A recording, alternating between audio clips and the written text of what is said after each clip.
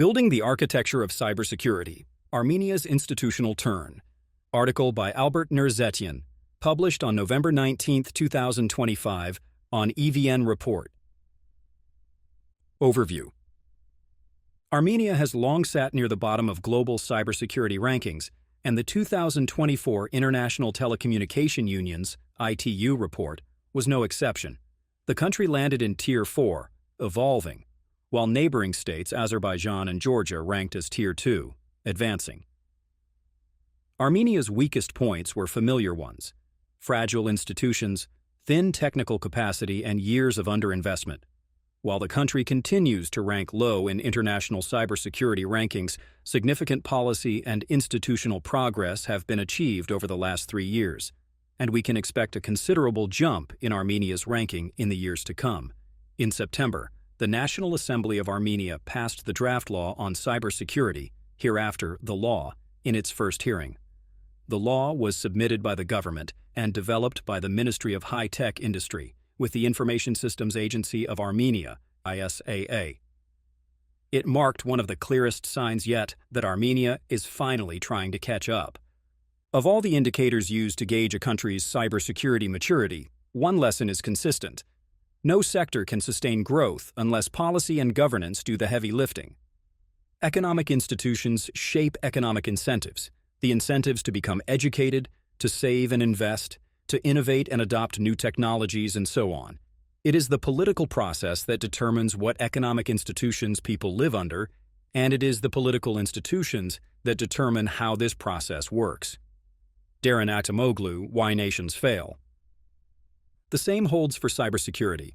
Whether in the public or private sector, technical measures alone rarely add up to real resilience. Even an organization that has introduced cutting-edge tools will find itself exposed if the underlying governance is weak. That logic has long been embedded in the literature on political economy and in the world's leading security standards. The International Standardization Organization, ISO, has always stressed the importance of maintaining a proper Information Systems Management System, ISMS. The U.S. National Institute of Standards, in 2024, updated its Cybersecurity Framework 2.0, and the most substantial change was the addition of a govern function. Policy developments. The introduction of the law on cybersecurity to Armenia's National Assembly marks a significant step forward, even if the precise blend of political will, bureaucratic momentum, and institutional nudging behind it is hard to trace. Two forces stand out. The law is directly tied to the 2020 National Security Strategy, approved by the Security Council. Although the Armenian government has distanced itself from this strategy since the 44-day war, forming a new working group in February 2025 by a decree, to develop an updated national security strategy with no visible progress to date. It remains the only strategic-level document addressing cybersecurity. It laid out a credible agenda: a national cybersecurity center, establishing national computer emergency response teams, CERT, and a legal framework for protecting critical information infrastructure. Most of these are now either in development or already in place. By contrast, the government program for 2021 to 2026 offers only a cursory nod to cybersecurity within the defense sector. Yet the government's actual actions since then have been far more substantial than its own program suggests. The driving force behind Armenia's cybersecurity reforms began in 2022 with the establishment of the Information Systems Management Board, ISMB. The board is chaired by the Deputy Prime Minister, who serves as Armenia's CIO, and comprises 8 members. Its primary role is to oversee digital reforms, ensuring that Armenia's digitalization conforms to an integrated national architecture and achieves better interoperability and security of systems. 3 months later, in April 2022, the Information Systems Agency of Armenia was formed as the institutional hub driving Armenia's digitization and cybersecurity agenda. Given the absence of a formal mandate, which the current draft law aims to address, and the government's financial constraints, ISAA was established as a foundation by a decision of the central bank president. The Information Systems Agency of Armenia, ISAA, currently operates under the central bank, which finances it and can offer competitive salaries to attract top talent without undergoing civil service procedures, but the setup is designed to be temporary. In the government's view, ISAA is a stopgap with an expiration date, a bridge institute that will operate only until the new cybersecurity law comes into force and a national cybersecurity center, an autonomous body built on ISAA's foundations, takes its place. The proposed institutional framework. The law envisages a two-tiered institutional setup for cybersecurity governance in Armenia, the authorized body and the autonomous body.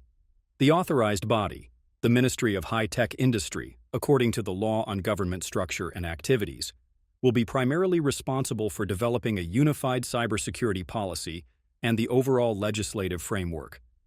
At the operational level, the autonomous body, i.e. the National Cybersecurity Agency, will be formed based on ISAA. It will serve as the single point of contact and carry out incident response, awareness raising, information sharing, and other functions typical of national cybersecurity agencies.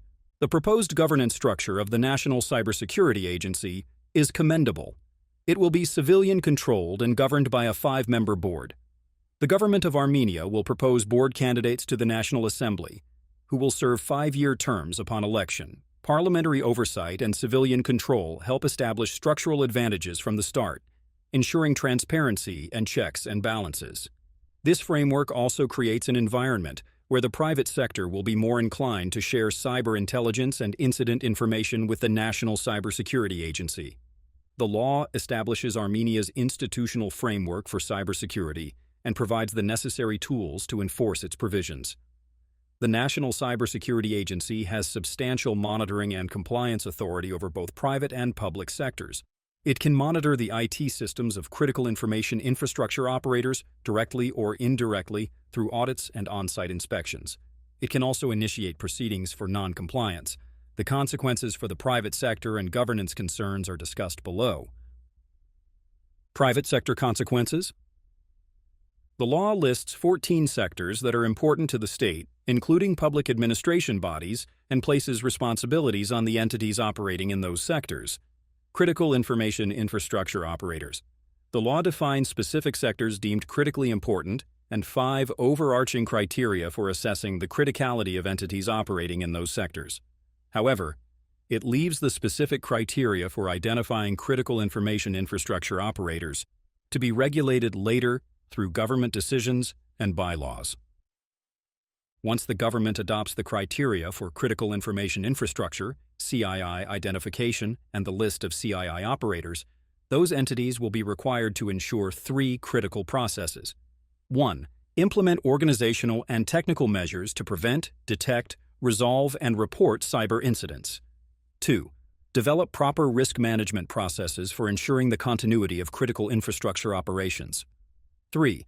Meet minimum cybersecurity standards determined by the government and pass cybersecurity certifications, ISO 27001 or similar international certification, every 3 years, legally requiring CII operators to report cyber incidents to relevant authorities.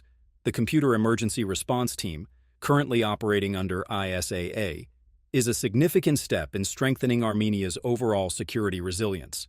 Before the introduction of the law, the government had no institutional processes to gather and share cyber incident information with the private sector, which operates or owns the majority of digital infrastructure, including utilities, financing, transport, and healthcare.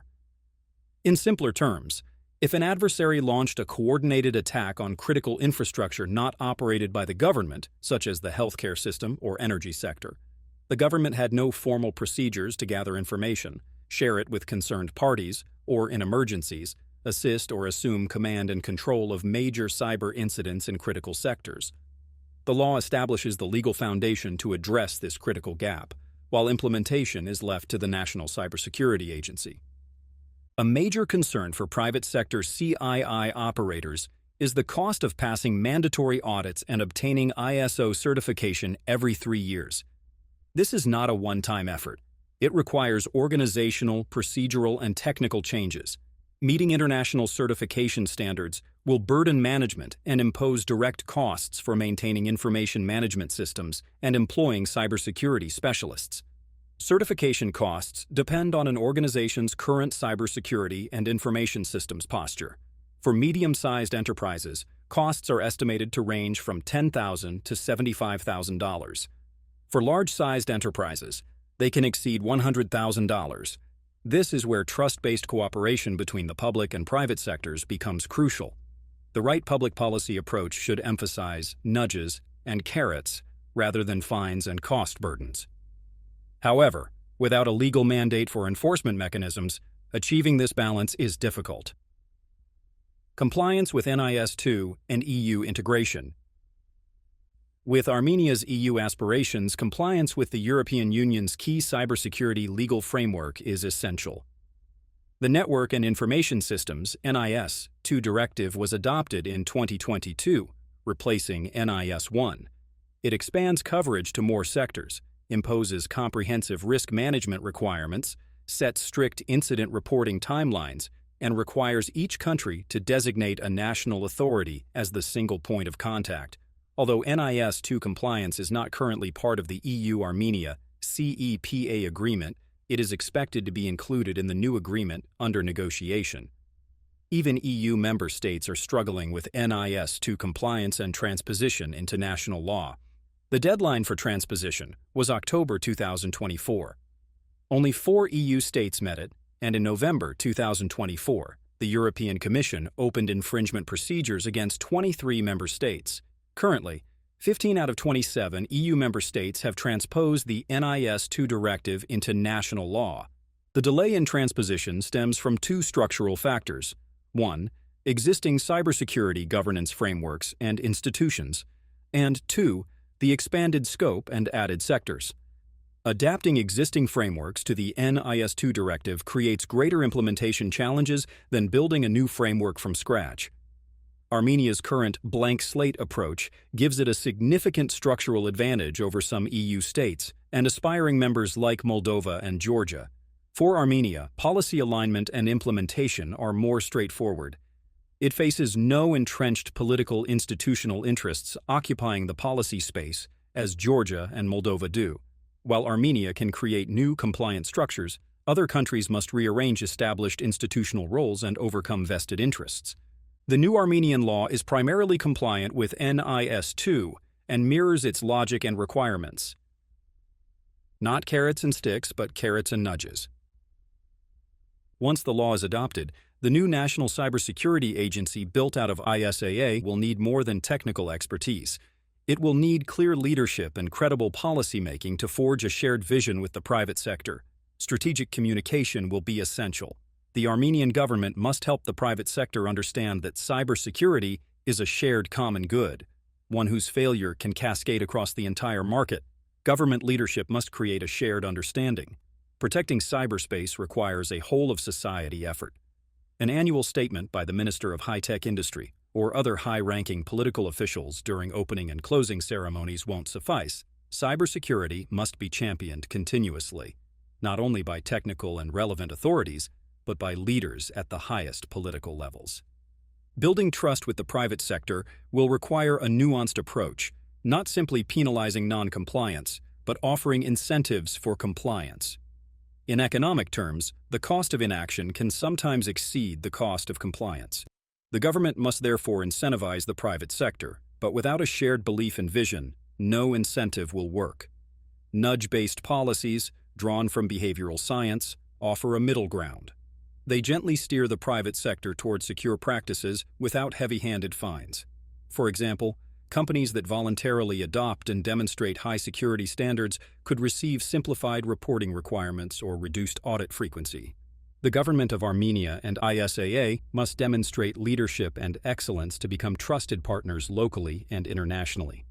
Without a reputation for excellence, ISAA will struggle to convince local suppliers, such as audit and cybersecurity services providers, to pursue certification as ISAA trusted service providers. It will be even harder to persuade critical infrastructure operators to entrust their IT systems to ISAA during major incidents. Building excellence at home will enhance Armenia's reputation abroad, enabling cooperation and intelligence sharing with international partners. Building trust should cross political aisles as well. For the upcoming 2026 parliamentary elections, ISAA should extend its support and capacity-building activities for all political organizations. Good practices indicate that the role of the government shall not be limited only to awareness-raising activities during the election cycle, but also extend to actual support to participating political organizations. Political parties entering the campaigning cycle can and will have various cybersecurity maturity levels.